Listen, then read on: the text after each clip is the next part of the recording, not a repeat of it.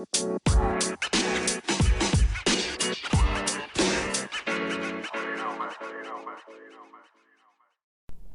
right, pages 123, 122, 123, 124, 125 of the Four Agreements. We are talking about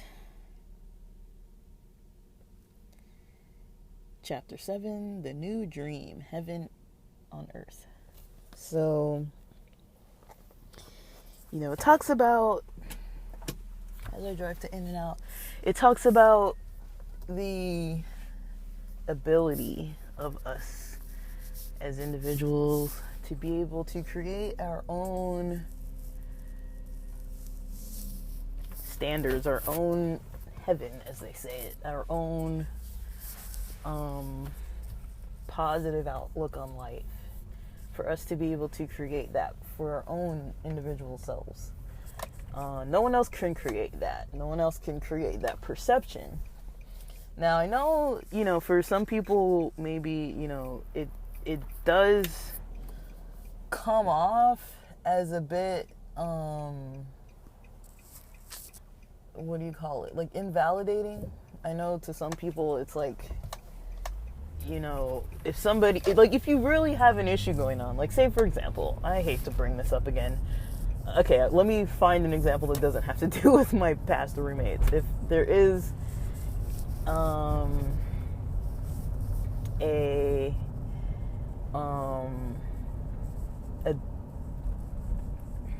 don't know, say if you're dealing with someone who was really rude to you, a family member or something, and they're really rude to you, and you feel like it's uncalled for, and they're kind of a toxic person, if somebody tells you, like, oh, like, you just need to perceive it differently, or whatever, it's like, that, that sounds invalidating. It's like, it can sound to a lot of people like, oh, just, like, ignore how you actually feel, ignore your actual experience, ignore your actual, like, how, you're impacted by this, and just forget it ever happened, act like it's nothing, So, this kind of thinking isn't really meant to be like an invalidation of emotions or experiences. That's not really the purpose of it, right? As much as it might appear like that, if you're actually going through something kind of deeper, it can really appear to be like somebody's telling you, just forget about it, just look at the bright side, But in a way, sometimes, like, when you're more distant from the actual issue, or when it's not hurting you as much, you can kind of see that a little bit better.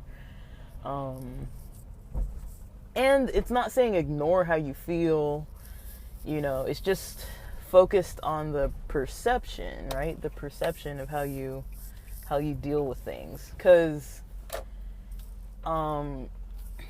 like, you can know that there's a toxic person that wants to stay in touch with you, that wants to be, just mean to you, that doesn't really want to act nice, that doesn't want to take accountability, that doesn't want to change. There are too many people like that, and you can know that there are people that are like that in your life. You can know that there are people who are,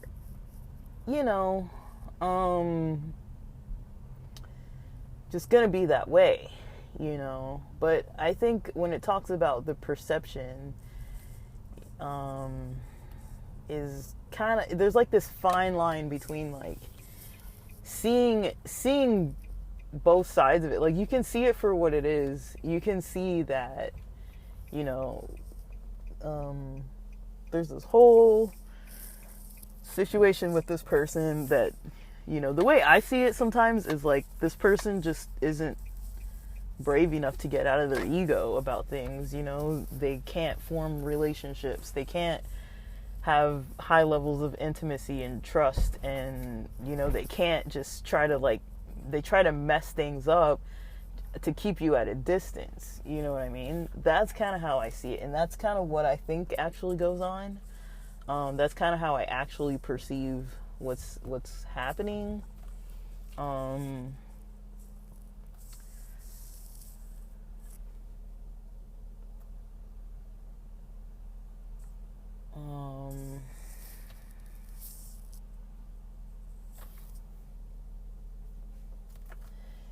I wouldn't actually think that, this person, did I need to, be invalidating towards myself because of this person? You know what I mean? Did I need to be, giving in to, somebody's abusive mentality or anything like that? I wouldn't really think that way.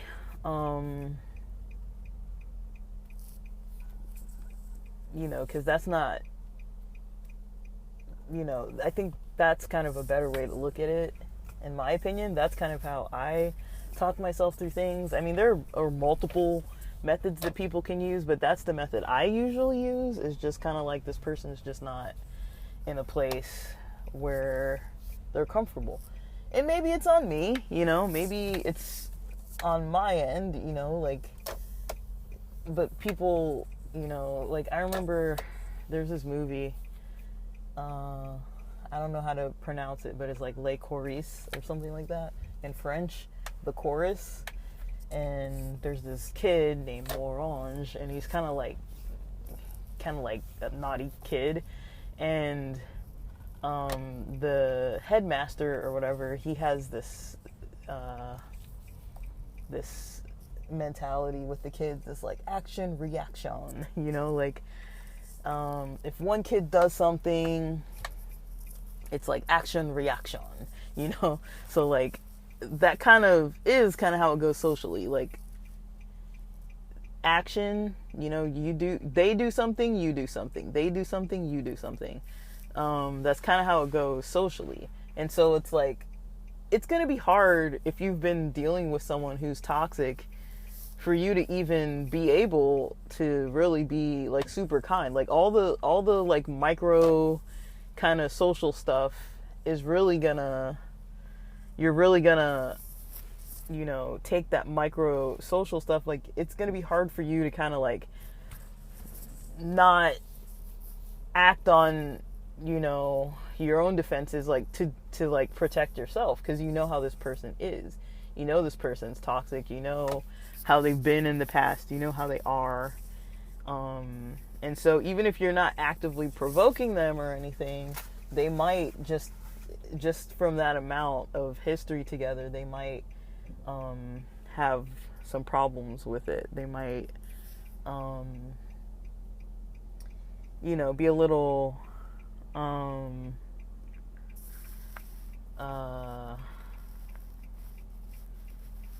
guess, they're not going to be too understanding about it, I guess. Or they're going to understand, or they're going to catch on to how you're feeling defensive around them, because it's so subtle, and then they're going to react still even more. So it's going to be hard for them to kind of act the way you need them to act. They have to really want to push past that. And that's why I say that I feel sometimes it's people aren't in a place or strong enough or ready to really start, having this deeper connection. They're just not ready for it yet. And a lot of it's their defenses are pretty high. I talk about this a lot or I have in the past, about the ISTDP model. It's people's defenses come up, and there's nothing you can really do about it. I mean, you can call it out as much as you want to call it out, but you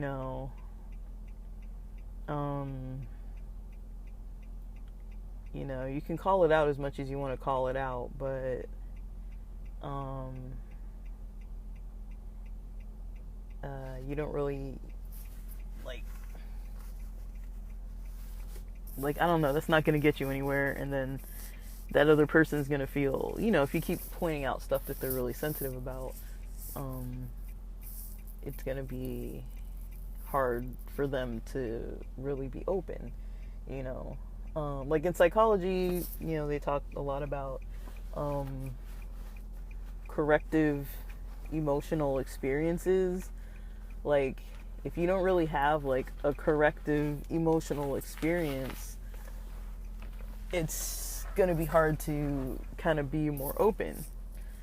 So, like, people know I grew up in a religion with a bunch of gossipy people that couldn't be trusted in a bunch of environments where, as good as it was, as much fun as I had, there was still that like toxic quality to it that made it so I just couldn't feel comfortable and couldn't be open with people or trusting with people as much as I would have liked. And maybe there were some that I could have been that way with, but it was like I didn't really know who to trust or who to like not trust. I didn't really know who to let in my life, who to just be like, dude, this person needs to like go. I really just wasn't aware of like who would be the right people to keep around as a kid, and that kind of spread into my life later on, kind of really wanting, these deeper relationships with people. And once I finally was able to develop those, like in college and more in grad school and more when I moved, I was kind of able to get a little more, do a little more hanging out and stuff, and like, get a little more,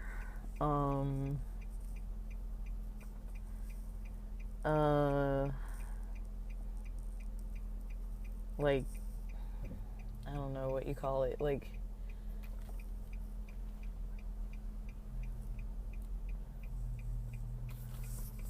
have a little better of like an understanding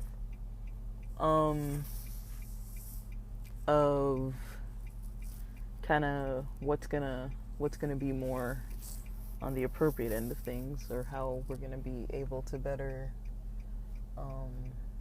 be better, trust, have a lot more trust and stuff. So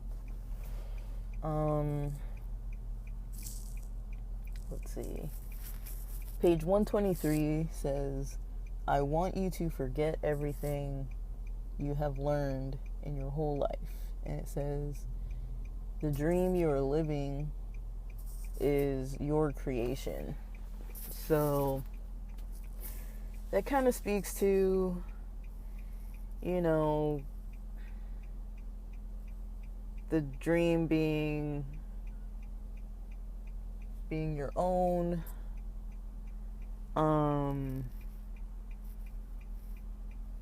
The dream being your own, like it's your own creation, like it's your own interpretation or thought into it. It's kind of your own way of seeing things. A lot's going to have to do with the interpretation of things. But,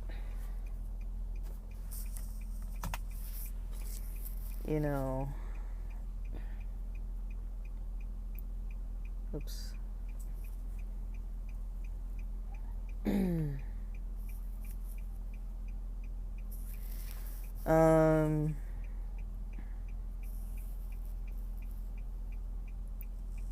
Like you can perceive love, you can perceive it, it'll come to you. That's kind of one theory that this beginning of the chapter has, that, love is going to be coming towards you the more you kind of like think into it, the more you kind of involve yourself into it. It doesn't have to be like everybody's bad, everybody's negative, everybody's trash, and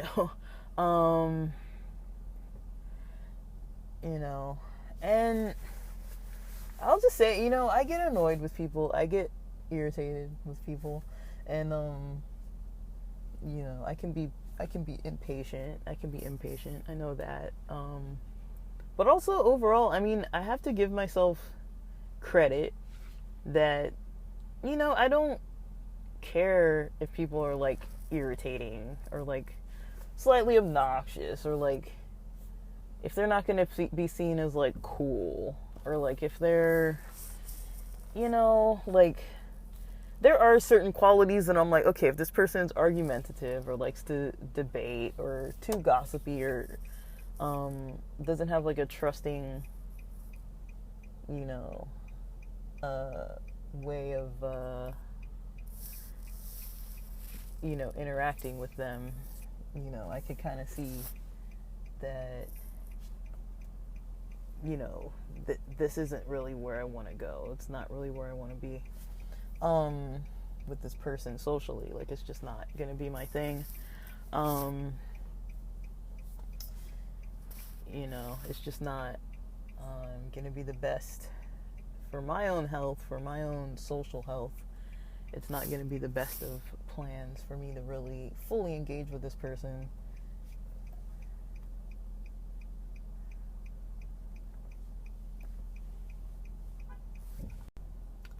So yeah. And then what we have is, let me see if I can look at this last page here. Then what we have is page 125. Imagine that you have permission to be happy and to really enjoy your life. Imagine that living your life without fear of being judged by others, or imagine living your life without the fear of being judged by others. You no longer rule your behavior according to what others may think about you. You are no longer responsible for anyone's opinion. Just that alone, how many of us have dealt with the judgment of others? There may be like two theories that are coming to my mind. One of them is a religious theory, and one of them is a psychology theory. One religious theory is kind of like, biblical, where, Jesus talks about, the coming of the kingdom. Like, a lot of people, I think, in older times interpreted that as, the coming of the kingdom, meaning heaven, And then later on in life, I started hearing people talking about this, and maybe it's just because the circle of the Adventist pastors I was around, they were speaking about this, but they talked about the kingdom as, kingdom on earth here now. It's the responsibility of the people on earth here now to make that life for themselves, to make that positive connection with themselves, to kind of make that more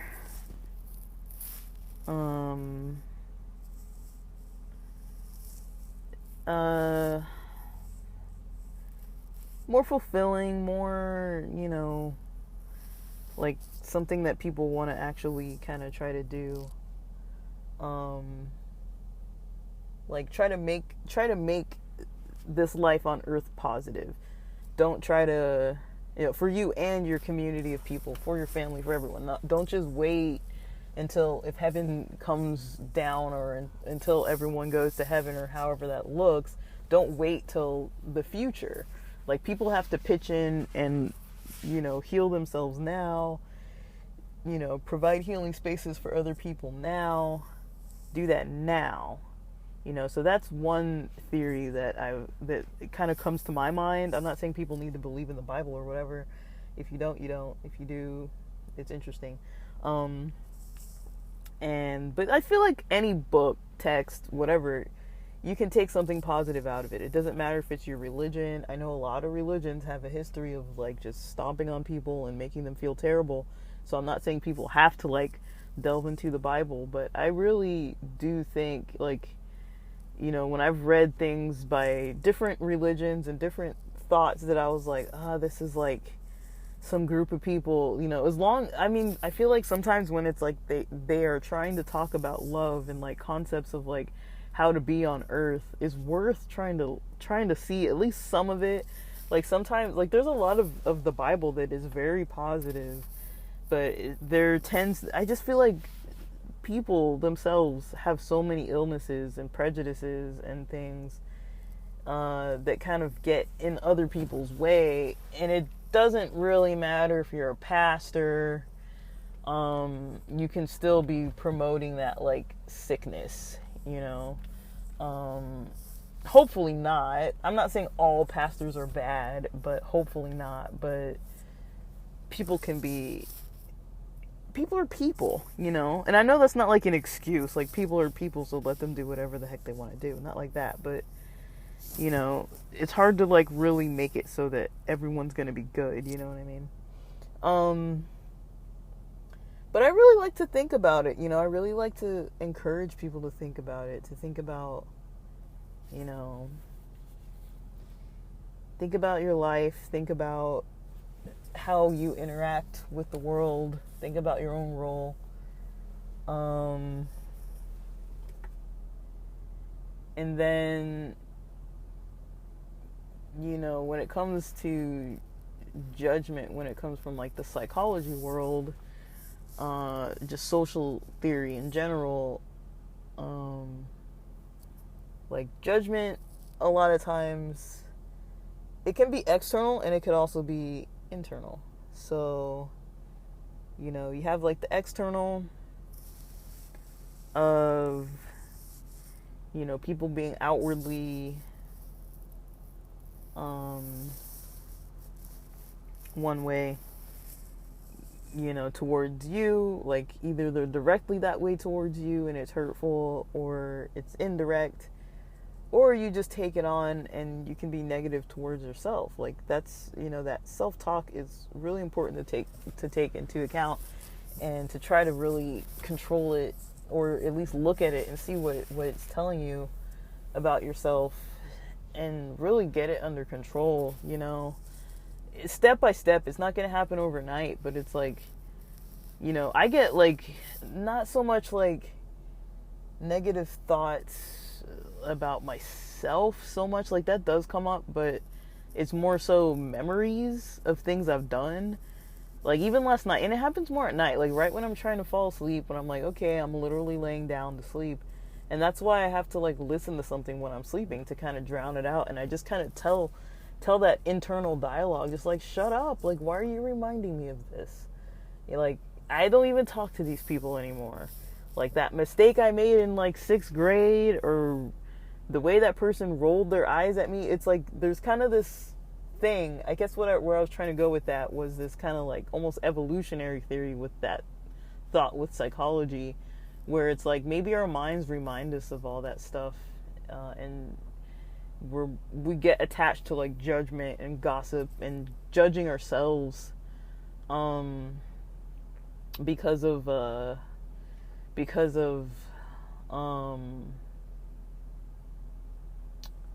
like maybe we get attached to it because of this theory about how living in tribes and living in community, you gotta have some kind of like rules. And sometimes if you have that like if that internal part is so strong, that's like warning you, like, hey, you're hurting the tribe, like, hey, you're doing something socially unwanted. But yeah, I do kind of start thinking that way, where I'm just like, on that kind of almost evolutionary side, or like human, development, as like theory of like the development of like humankind, like you do kind of have that area where it's like, people need some kind of internal compass, to tell them this is not okay. You know, if we didn't have that, imagine the more damage would be done if we never felt guilt or shame about anything we did. Now, I'm not saying everybody feels guilt or shame about what they do, because a lot of people can't even own up to it or see their own, you know, stuff, you know? Like, I've kind of interacted with people at times where, you know, I saw, you know, when people kind of told me things, it took me a while to kind of understand, like, oh, I seem kind of grumpy. Oh, I seem kind of grouchy and, like, irritated. And maybe I don't feel grouchy or irritated with these people, but they're interpreting, you know, maybe I've got that resting bee face, or, like, I'm just kind of not talkative, or I'm kind of short with people. But a lot of times it's like, when I'm anxious, it comes out that way. When I have high anxiety in social situations, which oftentimes I do, like, even when I'm hanging out with friends, sometimes before I even meet up with the people, I'll be, you know, stressed and thinking about the situation before it comes up, and like, oh, I'm gonna go out and hang out, but I'll be like, oh, like, I gotta leave at this time, and gotta leave at that time, and gotta do this or do that, and I'll be thinking about it, and I'm like, man, I'm so, like, you know, stressed out, you know, like, I'm so you know, overwhelmed with this situation here, you know, where I'm like trying to figure out, like, you know, what's the best choice for me, you know. And, you know, I'm dealing with all this, like, internal stuff going on, and I didn't even notice that till more recently, that I'm like, even if I'm around family or friends or whatever, sometimes I'm, like, anxious and I don't really notice it. Like, my breath is really short, like, I'm not taking deep breaths, you know, I'm feeling kind of tense. I don't really notice it. And of course, that's probably coming out in my expressions, like, verbally, and the way my face looks, and the way I'm maybe not responding as much, just because I just feel comfortable, like, doing my own thing sometimes. And, you know, there's a lot of pressure to try to, like, respond. But it's like, yeah, people keep telling me something and I keep hearing it over and over and over again, then I'm like, okay, maybe there's something to that. I don't want to just be, like, defensive and just be like, oh, like, it doesn't hurt people's feelings, or it doesn't make people think a certain way or whatever. So when I do catch myself like that, I try to, like, explain, not like an excuse, but try to be like, oh, like, I'm anxious or just kind of, like, stressed out about something else. Like, it has nothing to do with you specifically, you know. But I'll try to, like, explain that to people so that they know. Because otherwise people are interpreting, like, maybe they think I pissed them off, or I don't really want to be there. I don't want to hang out with them. I'm not having fun, you know. And it's like, that's not really what it is, you know. I'm just kind of stressed out. It's like, I had to spend money to come here, and I'm a bit of a tightwad. And it's like, you know, I'm always counting, like, like, it cost me this much in gas and this much in parking. And then if I, you know, I'm splitting the bill with somebody who got, like, 3 drinks and, like, expensive drinks, and I'm all, like, pissed about it, and, like, you know, stuff like that. So it's like, I don't want to be a jerk. I don't want to be, you know, upset with people about things. I don't want to be, like, acting like I owe anybody anything, or they owe me. Like, I just don't want things to be tense, you know. I don't feel like they need to be tense. I don't want them to be tense. They're usually not tense. It doesn't have to be tense, but sometimes it's a little bit tense, you know, and it doesn't have to be that way. So that's kind of where I'm at with things. This wasn't the most coherent episode, I know. I'm kind of, like, a little bit fatigued, foggy, had all these days with my back, and, like, you know, I'm kind of, like, I ate earlier, but I don't think I'm hydrated as well as I should be, and I probably didn't eat enough. I've been skipping breakfast a lot lately, and just eating, like, an earlier late lunch. And a lot of these past few days I've been having, like, 2 big meals instead of, like, 3 meals, and not waking up as early. So I'm kind of, like, a little bit all over the place, but I hope this makes sense. But yeah, I think a lot of times the social stuff is kind of, like, what's going to be the helpful stuff to try to like work on. Because a lot of times we can't change other people, but we can change ourselves. We can change our perceptions. We can change who we choose to talk to and interact with. We can change that. You know, we can change all these other things. So, you know,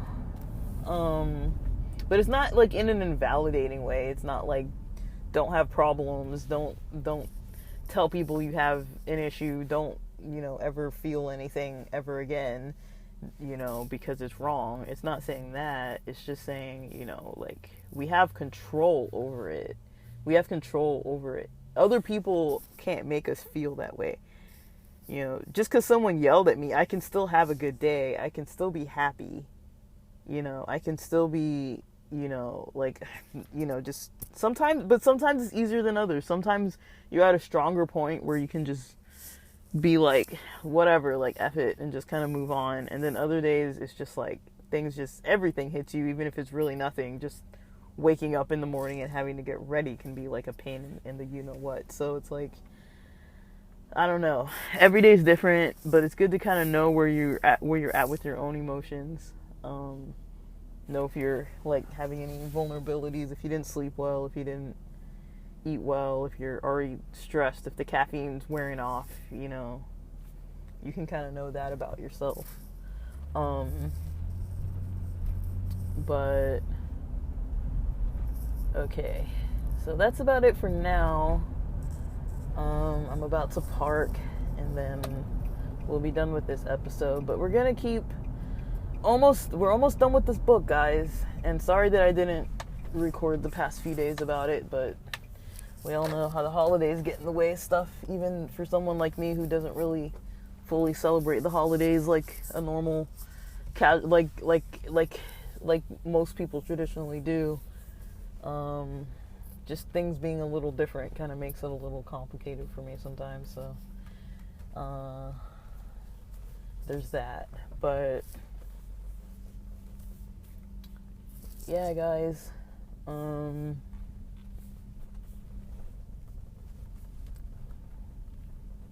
think that's all I've really got to say. I'm just gonna park the car and then do what I gotta do.